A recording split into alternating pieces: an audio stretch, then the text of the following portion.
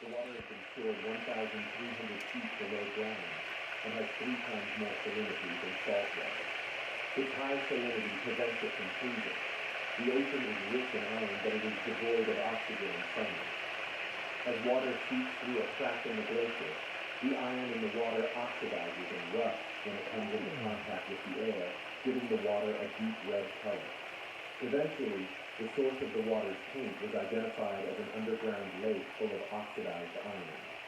This peculiar location in the Ross Sea is only reachable by helicopter or cruise ship, and it's not far from the problem with the waterfall. Number 14, foreign subterranean lakes. Despite the thick ice cover over the continent, multiple underground lakes have been found. Rumors had it that when they saw a small four-limbed creature with a head resembling a baby and a face that was, well, not quite symmetrical,